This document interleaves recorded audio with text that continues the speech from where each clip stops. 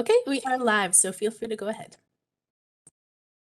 Well, good morning, colleagues, friends. It's so nice to see everybody back here at a US-Taiwan Business Council event, another virtual event. Such are the days that we live in. And aspirationally, I always like to start off of late, just saying how much I'm looking forward to seeing everybody in person as soon as we can all reasonably hope for that.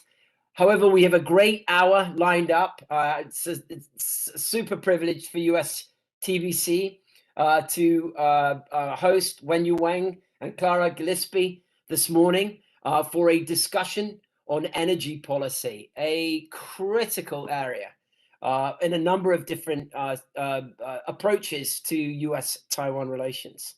I'd like to start by thanking my colleague, Lotte Danielson, and Rebecca Lind, and also point all those who are watching right now or those who may tune in later on to stream this at their convenience, that there is a report release associated with this event this morning, and I do recommend that you access it. I think it's a really important contribution to where we are at the moment, and we'll be touching on some of the findings of that report over the next hour. The US-Taiwan Business Council is a trade association supported by our members 100%. Our organization has been in existence since 1976. And the timing of today's event is additionally relevant for last night in the United States and this morning in Taiwan. The United States and Taiwan consummated the first trade and investment framework agreement since October of 2016, an important deliverable and an exciting development given the long and extended period in which our two sides have not been discussing bilateral issues.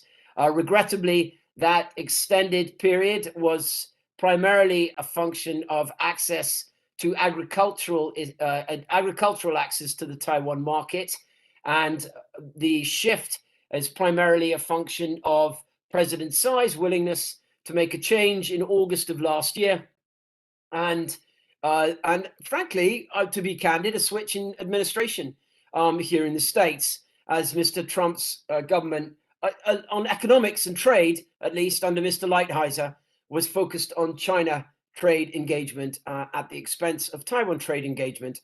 However, with shifting away from the phase one trade deal, we now find an administration free of that distraction and willing to look at the US-Taiwan economic relationship with a fresh set of eyes.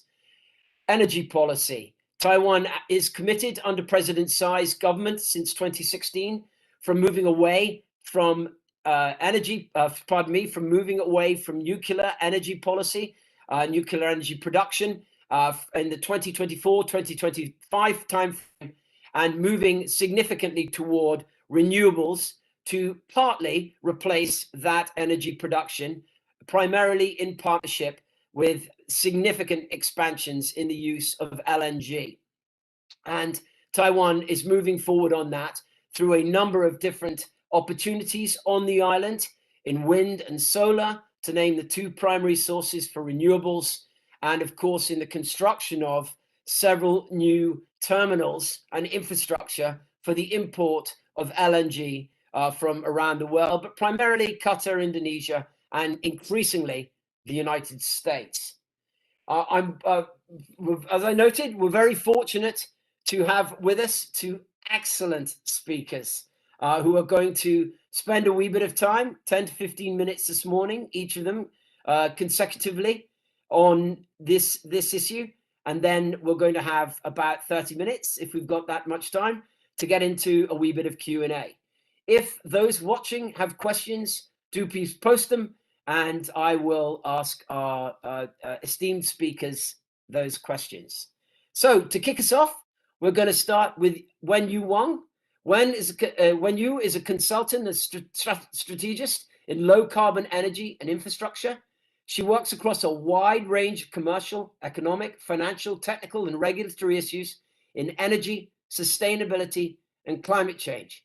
Through her work, she engages with stakeholders across the entire ecosystem of energy and infrastructure, innovators, suppliers, developers, investors, consumers, international organizations, non-profits and civil society, and governments. Wenyu, would you kick things off for us this morning? Thank you very much. Great. Thank you so much, Rupert. Just to check, am I audible to everyone? You are Great. indeed. So the agenda said roughly 10 minutes. Maybe it'll be less than that. I'm hoping to leave quite a bit of time to Q&A and make things fun there. So I think, as mentioned, there's a report coming out about the potential collaborative areas between US-Taiwan and the energy sector. I'm going to touch on some of the things in there, as well as like some additional thoughts of my own that has come up since. I think one of the first things to note is to note Taiwan's challenges. And Taiwan's challenges is not unique. The challenges Taiwan faces is similar to many, many other countries, particularly in the Northeast Asian context. It is quite similar to a lot of other economies that are largely reliant on the importing of fuels in order to meet the energy and power sector needs. So that's not different from what you're seeing, for example, South Korea, and what you're seeing, for example, in Japan. And the solutions for all these countries, including Taiwan, is looking at the question of how we can transition towards a low carbon economy where the energy is not only green, but also resilient and able to meet future challenges. And so we're not just talking about a power sector that needs to be decarbonized, but fundamentally a power sector that needs to be decentralized, that needs to be digitalized, and needs to meet future needs, for example, cybersecurity needs, amongst other potentially unforeseeable events. We know this year that Taiwan suffered from a drought. And although hydroelectric power hasn't been splashing across the news exactly a lot lately, even 2 to 3% dampening of hydroelectric power in Taiwan's energy mix or power mix could have a significant impact to the reserve base. So there are natural occurrences that will be challenges. There will be human-made occurrences that will be challenges. We know that Taiwan has enjoyed locking itself into the political framework of referendums and all the interesting discussions and debates that then have to happen after that. So that's another challenge for Taiwan in terms of its political framework. But in terms of the big picture, the need to wean itself off fossil fuel, the need to create energy independence, while also making sure that this transition protects the local economy, creates local job, and creates a local supply chain. That is something that Taiwan is currently facing at the moment. We can see, particularly in the case of the build out of the offshore wind sector, for example, in Taiwan, that the government has been taking a sort of slow and steady approach to making sure that not only we are building out offshore wind capacity, but that it is being done in a way with localization requirements to encourage the development of local supply chains and to encourage the development of local talent. All these approaches will have long-term impacts for Taiwan, not only in meeting its energy needs, but also impacts in terms of what it can trade and what talent it can export. So these are fundamental questions Taiwan needs to face. And as Taiwan's economy continues to grow, we also need to think about energy in other sectors. What does this mean in terms of the domestic and residential sectors? And what does this mean for industry? And looking into that, Taiwan needs to move beyond merely renewable energy, but also look at advanced technologies and other ways of creating green energy vectors, such as, for example, hydrogen, which is something we also touched upon briefly in the report. Just a few more thoughts, and then I would sort of hand over to Clara. I think in terms of the opportunities for Taiwan, I mentioned a few things earlier, but Taiwan does have a lot of opportunities in terms of where it can build expertise and offer advice and expertise. First and foremost, Taiwan has demonstrated to the world that it can make great strides, for example, with offshore wind. And particularly within offshore wind, Taiwan is a key candidate for many future upcoming technologies, including, for example, floating offshore wind, which will be relevant to many other offshore wind markets around the world, including, for example, the west coast of the United States. And so there are opportunities here where Taiwan can not only get itself up to speed, but be at the forefront of pushing new renewable technologies. Another good example that comes from sort of occurs is Taiwan's lack of land that can be used to build out utility solar projects. On the reverse, however, this means that Taiwan has been for a while now exploring floating solar, which could be built on its dams or other kind of water bodies. And floating solar is an attractive option for countries or regions with limited land, and especially in cases where areas may be very urbanized, and therefore land might also be expensive as well. So these are solutions that Taiwan is looking at. I mentioned earlier other energy vectors such as hydrogen, which Taiwan is also making progress in. But there's of course always the uses of energy, for example, electric vehicles and hybrid vehicles, and early research that is being done in Taiwan for hydrogen vehicles. These are all steps in the right direction. And these are great opportunities for Taiwan to seek area of further R&D, as well as to seek areas of further collaboration with other companies and other countries as well. So that's my, I think, very quick whirlwind of overview of the opportunities there. And I think the last thing I would just say is it's important not to undermine the important technology base that Taiwan does have in its country. We know that the technology base is the reason that Taiwan is, for example, very successful in electronics and microchips, for example. The same technology base of talent, as well as the networks of universities in Taiwan, are very capable of coming up with grid edge technologies and concepts that are likely going to feature in the grids of the future, where grids is no longer serving as a unilateral flow of electrons, but more as a network of interconnected devices, where a lot of these devices have a great degree of autonomy. A lot of them could be not just a consumer point, but also a producer point. For example, if people are putting solar panels on their roofs, you're looking at very different type of electricity network where you now need to manage these grid edge devices. Taiwan has a big role that it could potentially play, but first, in order to do that, it must revolutionize and continue to evolve the electricity market, which it is currently doing, but not fast enough. So with the appropriate grid edge technologies and concepts, Taiwan can be an answer to a critical component of how can we make sure our future grid is more sustainable, more green, and more decentralized. So that's it from me, and back to you, Rupert. Thank you for just fascinating. So many threads to pull on this morning. Before I shift to Clara, I particularly, one of the points I particularly liked that you raised is capitalizing on Taiwan's traditional historic success in the technology supply chain. You touched on chips, for example, and I think about the shift in the auto supply chain from sort of a traditional auto parts supply chain to one where we're looking at the increasing prevalence of EVs and how Taiwan is better positioned to capitalize, not just as a consumer of EVs, although it's a relatively small market in comparison to many around the world, but from a supply chain standpoint, it's also an enormous opportunity for Taiwan's technology companies to participate in an ODM type role, in an OEM type role, as the country potentially capitalizes on this market trend. Our second speaker this morning is surely familiar to some of you who are familiar with this subject matter. Clara Gillespie is visiting fellow at the Korean Institute for International Economic Policy and a senior advisor to the National Bureau of Asian Research, NBR.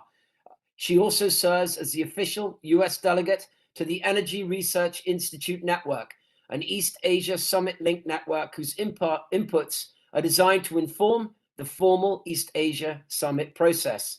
Ms. Gillespie's subject matter expertise covers topics ranging from technology policymaking to energy security to geopolitical trends in the Asia Pacific. She is the author of numerous policy essays and reports, including South Korea's digital healthcare conundrum, which is forthcoming, South Korea's 5G ambitions, and US-Australia energy cooperation in the Indo-Pacific. Clara, would you take it away, please? Thank you, Rupert. And, let me begin by commending the Council on the report that you're releasing today. I think in some of these discussions on renewable energy, it can be far too easy to either sound like boundless optimists or come away talking about energy markets in really unhelpful, static, and backward-looking ways. And the report, which I encourage everyone here to read if they haven't yet had that opportunity, does a really nice job of navigating some of these issues, talking about the real headwinds we are seeing in the renewable energy space, while being quite clear-eyed in some of the tasks and challenges that will need to be addressed to ensure success in Taiwan's ambitions. And there are just a few threads in particular from the report that I want to pick up upon in my own remarks. The first is this continuing importance of trade to Taiwan's own energy security strategies. Taiwan is currently reliant on imports for roughly, I think it's about 98% of its energy supply needs. And even if you take transportation out of that equation, recognizing that it's disproportionately reliant on oil, even if you focus more narrowly on just the power sector, you're still looking at kind of 90% dependency on imports for meeting some of these needs, which means alongside everything else that we're talking about in general practices for transforming Taiwan's energy mix, there continue to be important questions about how you sustain a positive role for international markets in meeting some of these needs, how you reinforce best practices, how you shore up potentially vulnerable supply chains, and think about these as opportunities to not only access new supplies, but lower and transform costs. And I think for renewable energy in particular, it can be tempting to think of these technologies as kind of an off-ramp for that dependence on trade, a way for countries to boost their own self-sufficiency ratios or depend less on other foreign suppliers. And there are extents to which that is the case, but I think if you frame renewable energy in only those terms, there's a lot of things that you miss. One, including the fact that Taiwan, among others, continue to benefit from exactly those foreign supply chains and international markets in bringing down costs in, say, both wind and solar in terms of accessing raw and critical minerals, other materials for the source. And it's not just an inward bound provision either, too.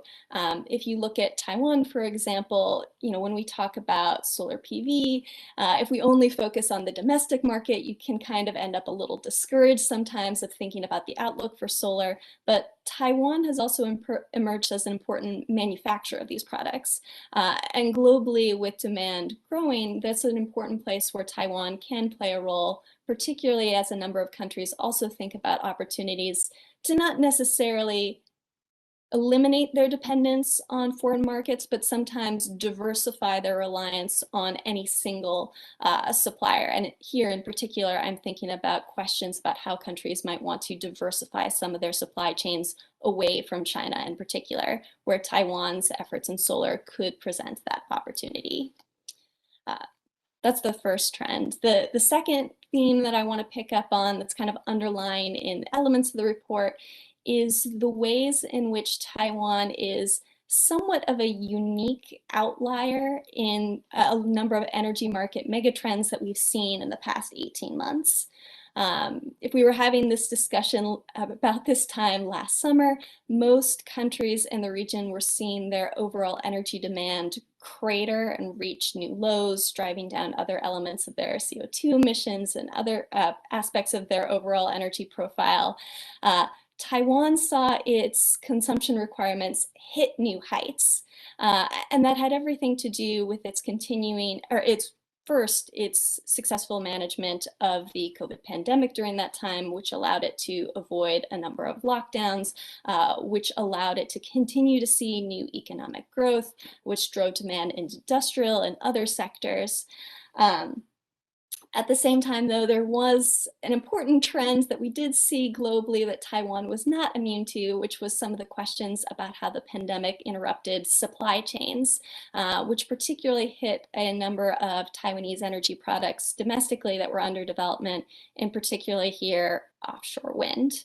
And I say all of this because in a number of the discussions we see across the region right now in terms of energy futures and the way forward, there's a lot of focus on thinking about having had this opportunity for either a reset or a chance to recharge, a chance to see their emission profiles decline, build up reserves, think a little bit differently about their strategies. Taiwan really hasn't had that same opportunity. It's arguably had to keep its foot on the gas pedal, thinking about how to continue to deal with these challenges alongside a number of other complicating factors that it's already had. I mentioned the increasing levels of consumption requirements, not only because it's somewhat unique, but because Taiwan has had a countervailing challenge in thinking about some of the margins that are available to its power producers, the reserves that it does have in some of those energy supplies that it can rely on. 2019 in particular, you saw the reserves get a little bit higher than they'd been historically. I don't know if I've seen numbers released yet for the last year, but it continues to be a question that puts a strain on how much space Taiwan has to maneuver in some of these tricky questions about transforming its energy mix. How much more can it rely on natural gas, for example, as it thinks about ways to decarbonize its energy mix, scale up renewable energy, and also tackle the challenging question of where its drawdown of nuclear also fits in that mix. And maybe third and finally in the trends that we've been seeing, and then I'm happy and excited for the discussion as well, is growing sincerity to this idea that Taiwan does not have to go it alone on a number of these challenges.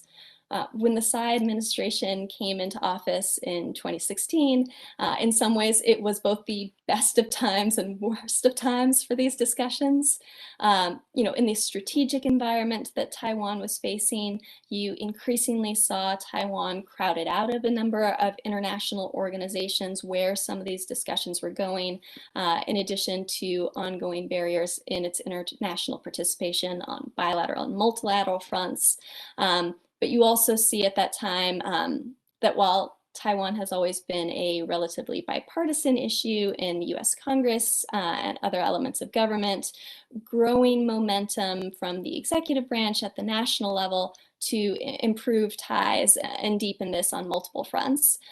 You also see that backed by similar trends in first Taiwan, and as someone who's spent some time recently in Korea, encouragingly a little bit more nascent, but also in that space as well. And I think that speaks to some of Wen Yu's comments in particular of when you think about the shared and common challenges that Northeast Asia as a regional bloc is facing, deeper cooperation with these multiple partners is a really potentially good trend line to see.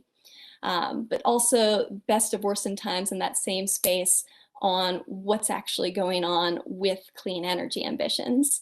2016, we of course see countries move forward on the Paris Climate Accord in advance of the United States announcing its own intent under the Trump administration to withdraw from this agreement, and really a stagnation in a number of countries on actually moving forward with some of their more ambitious nationally determined contributions. Again, this is a trend line that now seems to be going in a different and somewhat more encouraging direction. Not just the United States, but for the United States in particular, you see growing similarities between the agenda of the Tsai administration and the Biden administration, particularly high enthusiasm in both for the potential that offshore wind can play in some of these spaces. Again, similarities as well with the Suga administration and its own growing interests, as well as increasing conversations around the idea of countries moving to their own net zero targets for mid-century, where countries look at more aggressively disrupting their carbon emission profiles through, among other means, both dramatically scaling up their use of renewable energy in the power sector in particular, but also looking more concertedly at goals for decarbonization in the industrial sector and transportation, both of which continue to face a challenge for Taiwan. And, there are a number of ways that encouragingly these conversations are continuing, not just at the bilateral level, but also thinking about ways to bring Taiwan into some of these various fora to more directly play a role in discussing what comes next. Could discuss that a bit more, but maybe I'll kind of leave that for our discussion to come back to as well. Clara, thank you so very much indeed. And you two raise a number of really interesting and important threads for us to consider. I'd actually jump right to the very beginning of your formal comments when you touched on the notion of vulnerabilities as a function of significant imports of energy. Taiwan, of course, the vulnerability is further exacerbated for Taiwan because of the threat that China poses to Taiwan's sovereignty and territorial integrity, and the notion that certainly from my standpoint, some of the recent and breathless coverage about China's imminent attack on Taiwan is just that. There is no doubt that it would be cavalier to suggest that China does not represent a significant threat to Taiwan's well-being and the people of the island, but that the myriad scenarios that China may employ to pressure Taiwan politically almost certainly involve disrupting Taiwan's ability to access the energy that it needs to pressure the Taiwanese people without actually firing missiles at them. So that to me is a really important subject matter and one well worth exploring a little bit. But I've got a couple of questions to kick things off. Thank you both. Absolutely fascinating start.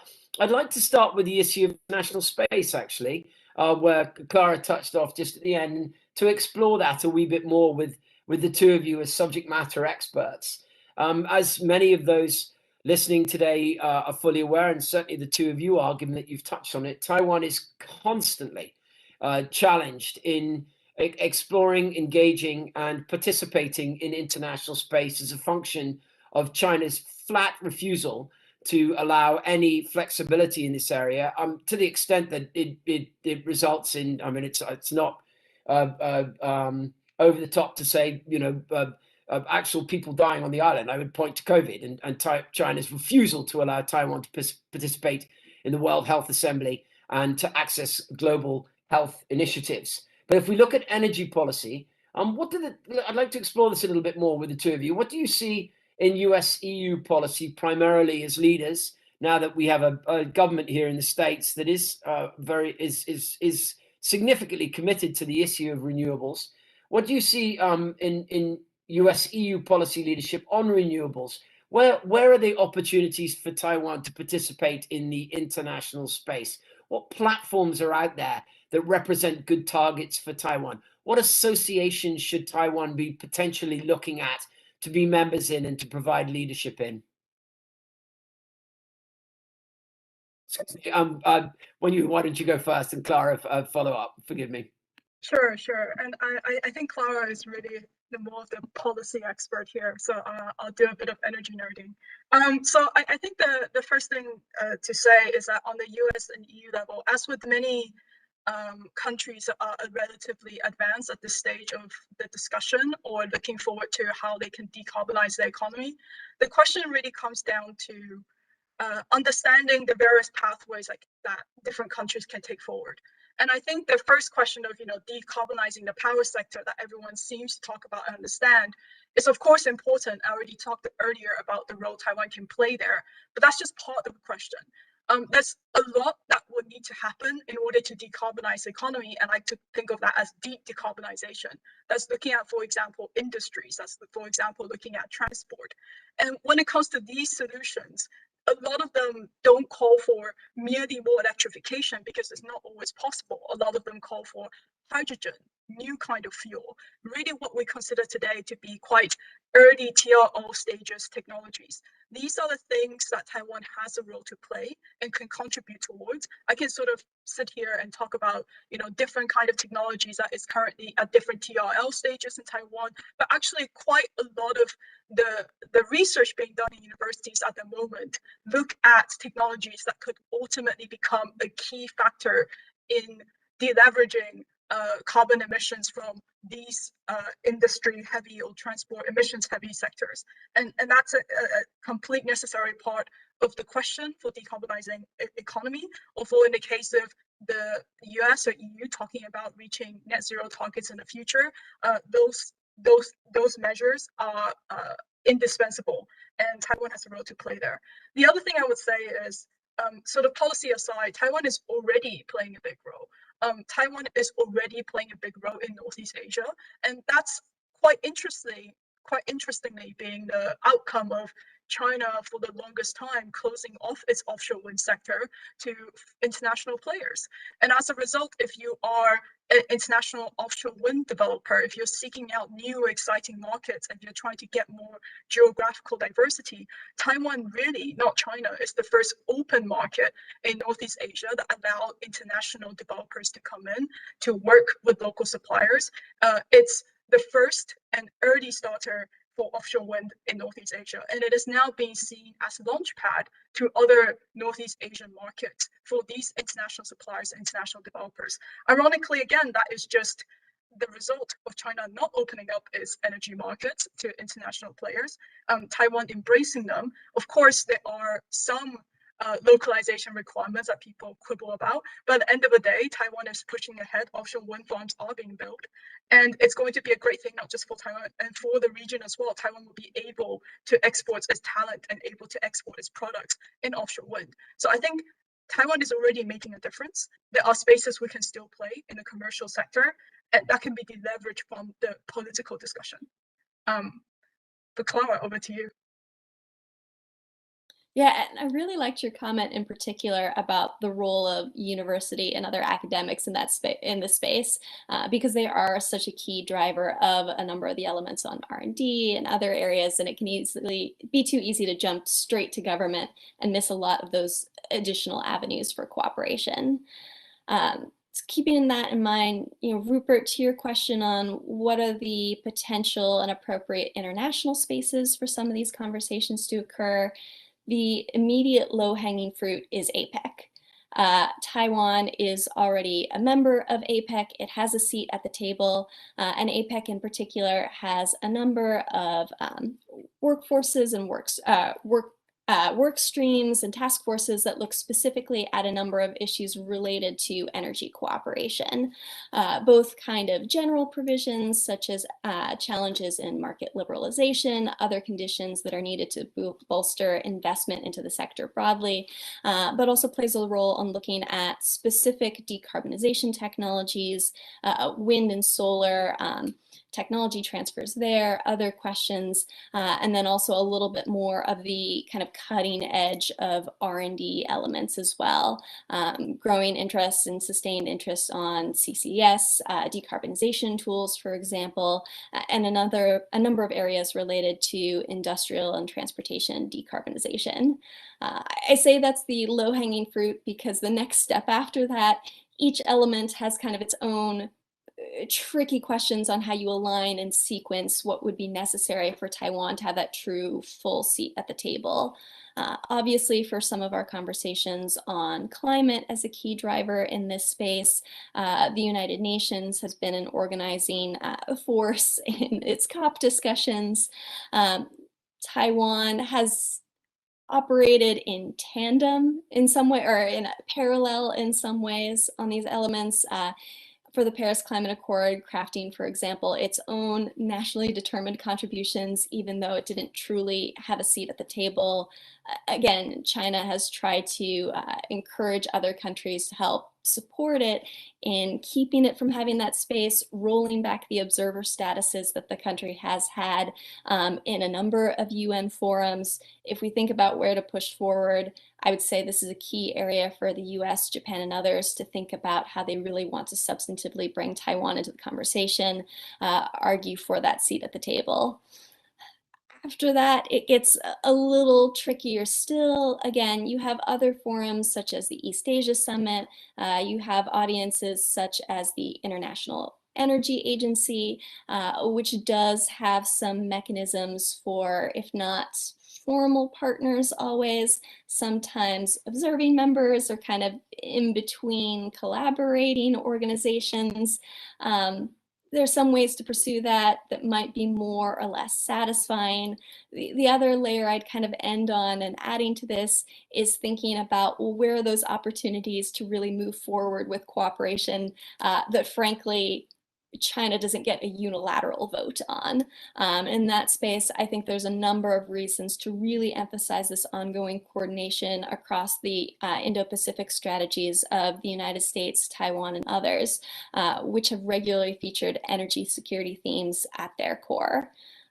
Previously, a lot of this focus has been much more targeted to LNG and other areas of the power mix in particular.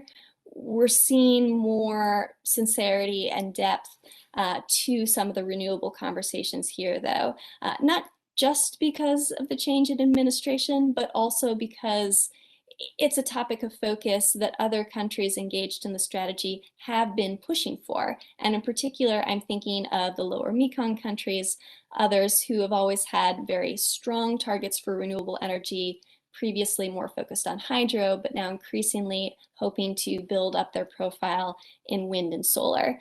There are a number of ways that you might think about building on what's already there in the space between the alignment between Tsai and Biden's administration on the Indo-Pacific strategy. I'm kind of curious, and I don't know if I've seen anything in great depth yet, so I'll throw this out. Maybe it's not even a useful avenue, but I'd love to know what it would look like for Taiwan in some way to consider formally partnering under the Blue Dot Network framework. One of the themes that we've kind of hinted at, but maybe not always touched upon directly in today's conversation, is this role that quality infrastructure can really play as a key enabler on what you might be able to scale up.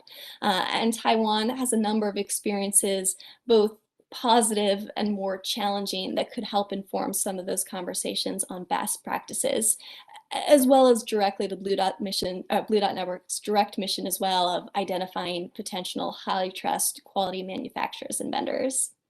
And I'll leave it there. Thank you. That's just excellent. As a follow-up question to this issue of platforms that potentially might represent a good opportunity for Taiwan to partner with other countries' trading blocs.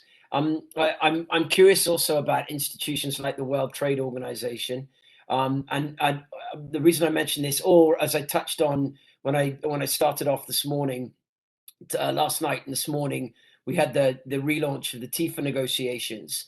The reason I touch on those two specifically is, one, Taiwan already has there's legacy participation in those two platforms, and on the latter part, it's a bilateral with the US. However, is there an opportunity to broaden traditional trade engagement, engagement platforms to include new areas such as renewables?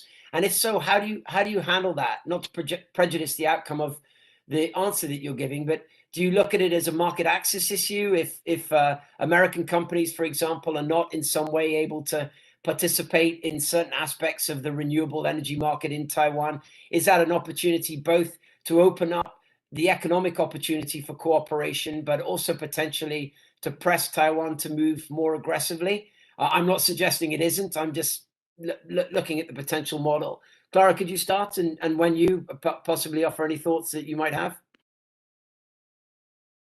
Yeah, and I'll have to begin by admitting I'm not much of a WTO expert. So my instinct is less grounded in some of the specifics that when you or others might want to touch upon, and more saying, yes, absolutely. Anytime I hear Taiwan already has a seat at a table, I think it's worth exploring that.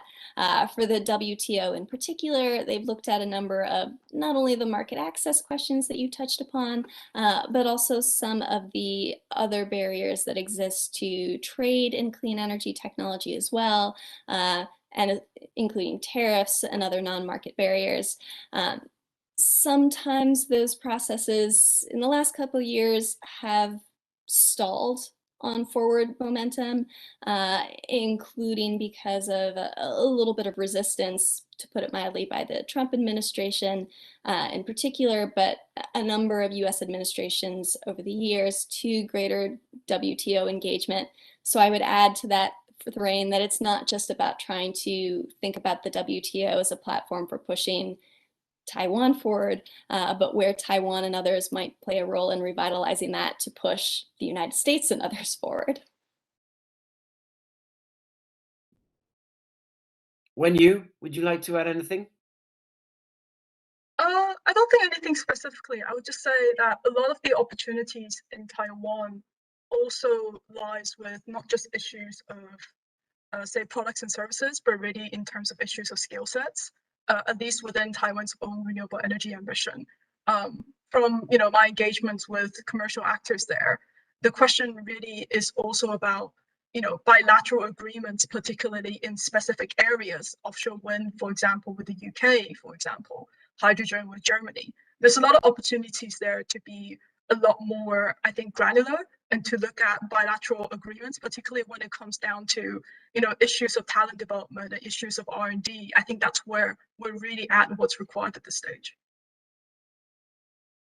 Thank you very much indeed. When I'm very curious about the eloquent way that you framed the importance of looking up and out R&D.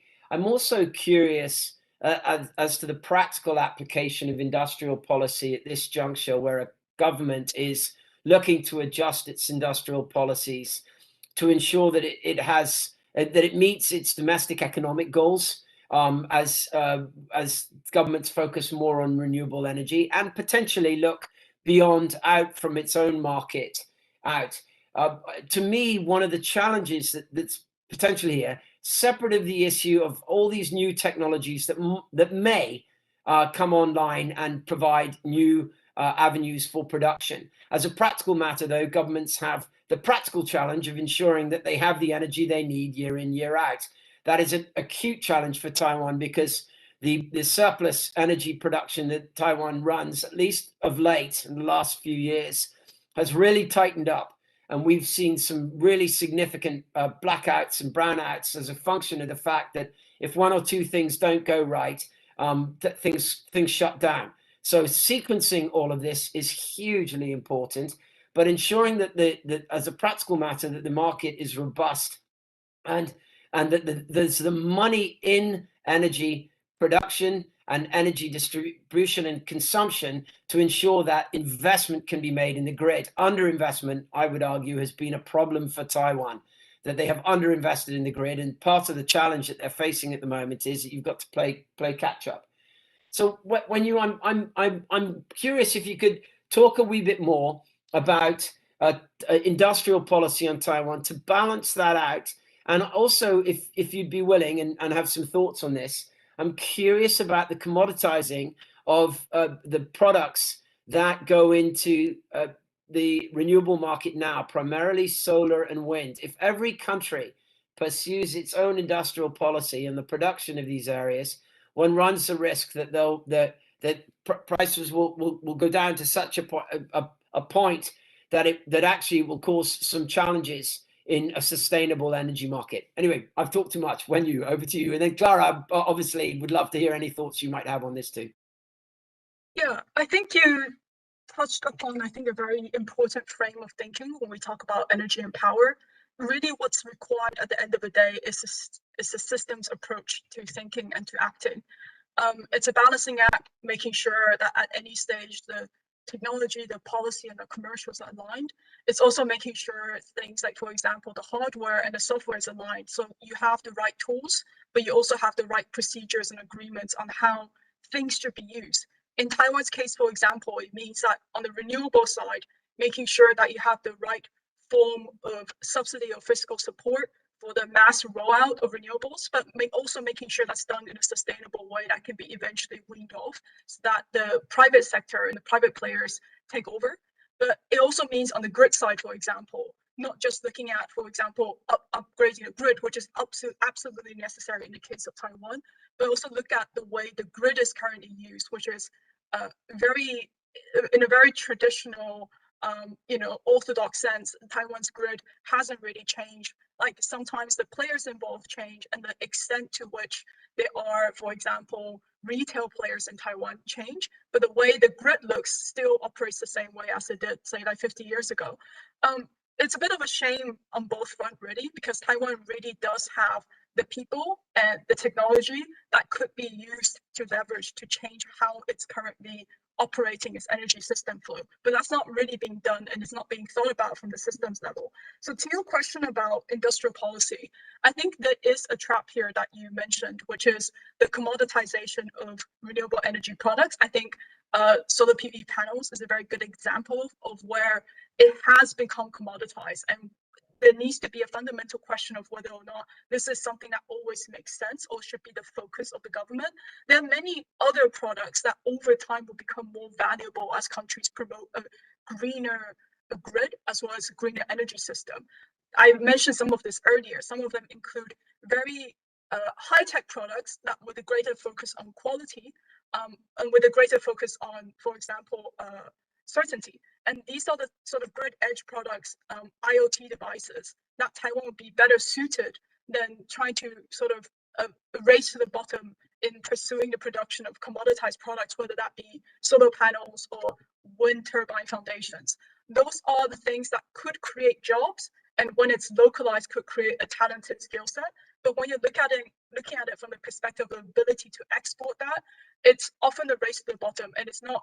I don't see enough discussions, for example, at this moment, enough mature discussions about the other kind of technologies that Taiwan should be pursuing where it does have a competitive advantage in.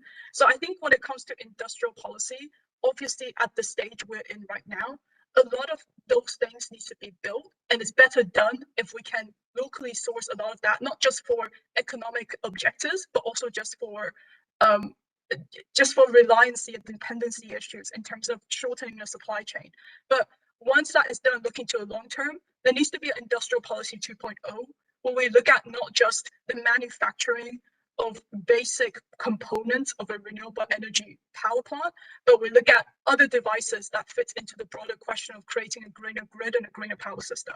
And I think that discussion needs to be had soon because we do have a competitive advantage there. And if I can jump in as well, I was thinking about your comment that, is there this risk that if a number of countries engage in really robust industrial policies, do we have this concern that energy prices or the prices of these technologies will be driven way down? And I would say, at least from my perspective, that is not a concern I have. First, and this is actually an area where I want to give China a little bit of good credit. The last time we saw this kind of trend was with China's efforts in solar PV in particular. And while, yes, it did create a number of problems in terms of claims of dumping and other challenges for US industry competitiveness, it fundamentally made solar PV panels more cost effective, that in a way that's allowed us to a number of countries, to more rapidly scale up their use and production and think a little bit differently about their design and other elements as well.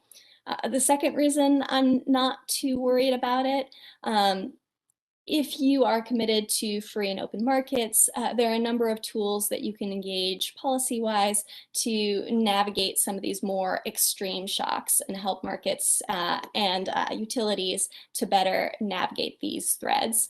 But third, and more bluntly, I think actually in the case of Taiwan, this is something that we want to desperately see happen in the renewable energy space.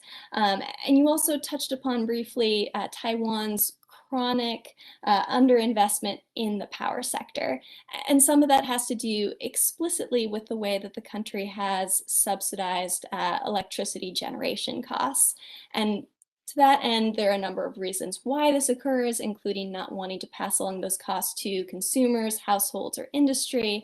It also occurs because as of right now, Taiwan does have really high prices for generation or other input costs, including related to solar, where I think the report in particular mentions something like relative to China in particular, Taiwan's costs in solar PV are about double.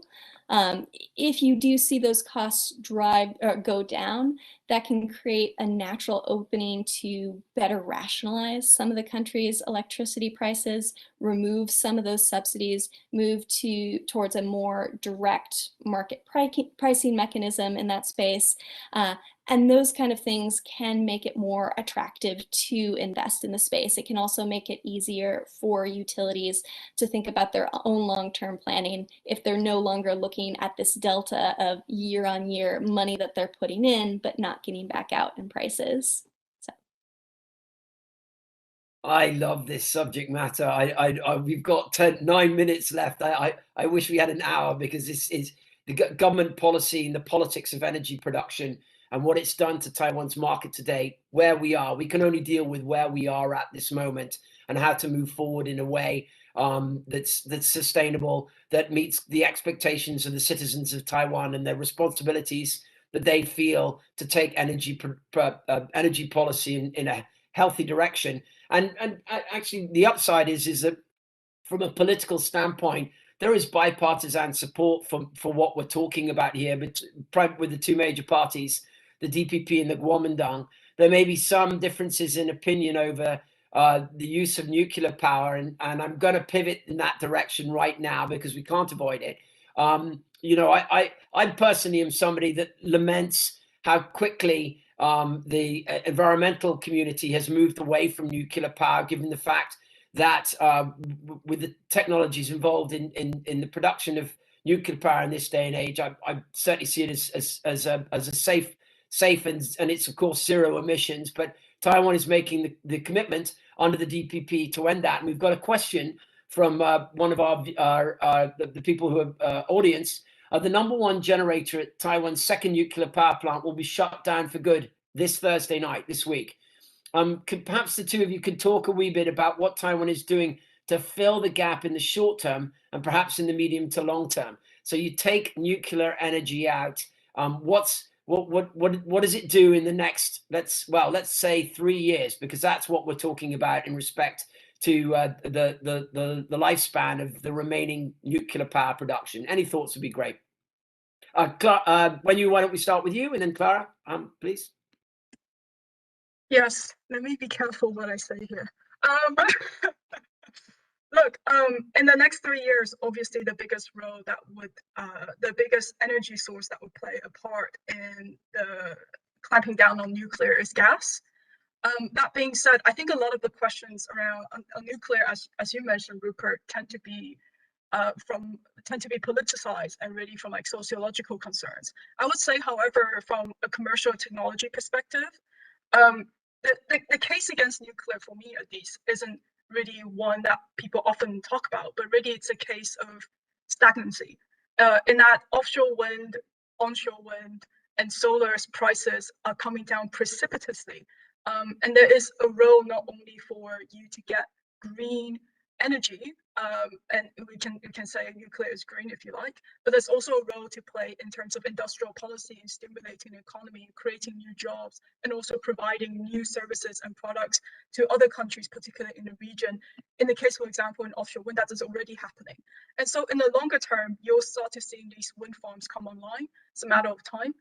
The second round is going to happen pretty soon as well. Those wind farms will be online as well. These are massive centralized generation, and they will be able to cover the bases for nuclear power. I think the sort of broader systemic question is that we shouldn't see our power supply again in a very unilateral fashion. I think consumers, the residential sector, the industrial sector has an immense role to play in the grid of the future. That is again something that is under discussed at the moment. Yes, renewables are intermittent, but we need to look at the world where we encourage people to take behaviors based on the price signals that they get or based on the availability of energy. This is not something that is immediately achievable in terms of policy, but it's actually conceptually not difficult to do at all. Today, we think of our energy as dispatching supply to meet demand. In the future, there will be flexibilities where we can change our demand to meet supply. And so when you have tremendous offshore wind farms that can be giving you renewable energy at zero marginal cost, that's what we need to be moving towards, is to look at also the demand side question and the question of the grid operation as a whole. Clara? Yeah, completely agree with everything that Wen you said there. Fantastic remarks. And maybe just to put a little bit finer point on one of the comments you raised at the outset, near term, something that Taiwan is doing is explicitly doubling down and growing its consumption of energy sources that are, or power generation sources that are already in place that can meet that gap. And those sources are disproportionately not only gas, but also coal, which has seen a little bit of a longer curve than might otherwise occur, or a longer sense of longevity, a longer opportunity for it to play a role in the near term than it might otherwise have played. There are also questions then, if you don't want to just double down on your existing capacity, how quickly you can scale up wind and solar to help meet some of those gaps. And I think in particular, the 2025 target that the Tsai administration has been looking at involves getting renewable energy to about 20% of the country's power sector mix, which may not sound the most ambitious, but is actually incredibly ambitious, incredibly encouraging when you think about not just what a low base Taiwan is already starting at in some cases with these energy sources, but also the fact that you are expecting it to fill a larger share that was previously filled by a zero carbon energy source. Longer term, I know the Tsai administration is looking at its own net zero targets, but has yet to formally announce kind of the practical and detailed roadmap for what that might look like. Previously, there's been much more discussion about how through mid-century, the role of gas will continue to grow, I think even reaching maybe 50% of the power mix, alongside really dramatically ramping down that remaining coal, filling it with more wind and solar generation. But there are real questions there too about how viable that pathway is. And we talked a little bit about the referendum on nuclear. There's also a referendum on natural LNG terminals coming up this year for Taiwan, where Taiwan is also already really stretched on its capacity to import more LNG with its existing terminals. The outcome of this may decide how much more of a role, at least in this timeline, natural gas can play in backing out coal in particular. Clara, terrific. And thank you so much for pointing out the fact that that's absolutely right, the reef issue for the LNG terminal. Our hope as an organization is actually that the Tsai government and the primary environmental organizations that have raised concerns over the reef, that they've reached consensus on that particular issue, and that will reduce the likelihood that the referendum will pass and they'll be able to proceed. I know we've only got one more minute. I'm just gonna squeeze a couple more minutes out because I've got just one more question I'd really like to put out there for the two of you, if you don't mind running over a couple of minutes. I'm quite struck by the importance that the largest supply chain companies in the world are playing in the renewable space. And the angle that I'd like to take here in my question to the two of you is that companies like Apple and Google, for example, are huge legacy partners of Taiwan. Apple's two primary supply chain partners are both Taiwan companies, Foxconn and TSMC, even if Foxconn does the vast majority of its systems integration in mainland China. In some other locations, it is a Taiwan company. TSMC, of course, is well known to many of you. These companies have requirements increasingly that the companies that they use in the supply chain use only renewable power for the production of the products that they procure.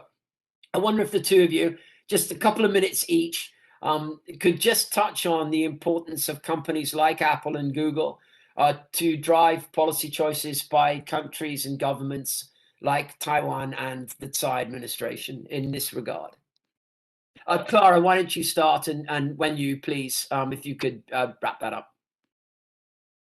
Yeah, and on a very practical level, this can send an important signal to utilities and other producers about the demand there is out there for renewable energy if they choose to invest in it. Companies like Apple and Google are huge consumers of electricity, huge consumers of energy overall, and having those kind of firm, hard commitments backed up by clear, tangible roadmaps for how they plan to meet them are only good things for clarifying the energy demand picture in a way that others can then respond and invest to. But more broadly, it also sends an important signal on leadership. We've heard in the past a number of companies signal their intent on sustainability themes and not really back it up with action. We're both seeing it backed up more specifically in the cases that you mentioned, but also their own customers and consumers really holding them to this and seeing it as a potential competitive advantage. So even short of some of those direct engagements, a good momentum and kind of encouraging area where these companies and Taiwan in particular can work together.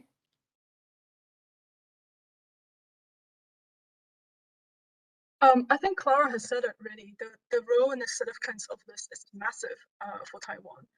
These companies can really play a critical role, and as Clara says, signaling that there is a demand, but also actually driving the financial investment decisions that really drive some of these larger projects that we've seen. You make it much more financially viable when developers can see the off-taker, and when the off-taker is a secure and well-renowned international business, then of course that makes a huge difference.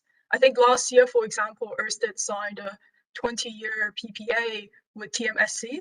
And at that time, I need to check again, that was Ørsted, one of the world's largest offshore wind developer, by the way, but that was one of the largest renewables contract with a renewables private contract ever globally at that point in time. That makes a massive difference to the investment decision. It makes a big difference to Taiwan. And I think this is a discussion that Taiwan has been undergoing in looking at how we can further liberalize the market to get actual private electricity retailers and offer not just green tariffs to industries and commercials, but to your average person like you and I. And like the ability to open up and liberalize the electricity market isn't only going to benefit the renewables developers, it's also going to benefit the average person like you and I as well. So I think this is very important and absolutely critical. It has been a very fast hour, and I feel like we've got another hour's worth of discussion at the very least. But all good things must come to an end. Wenyu, Clara, thank you so much for your time this morning. To all those who are watching, I strongly encourage you to keep a close eye on the work that Wenyu and Clara are doing. We value it hugely at the US-Taiwan Business Council. When we come back and touch on energy issues again as time progresses, you'll certainly look for us to reach out to Wenyu and Clara and see if we can get on their dance card, so to speak, and get them involved in future US-Taiwan Business Council projects. Thank you all so very much for joining us. It will probably be a slightly quieter period in July and August, as is not untypical for programming, but we'll be back in the coming month or two with some new programming. I wish you all a very good day, good evening, and thank you all for attending. Wenyu, Clara, thank you again for all of your time and effort. And to my colleagues, Lotta and Rebecca, thank you to your efforts in setting this morning up. Take care, everybody. Thank you very much. Cheers. Thank you.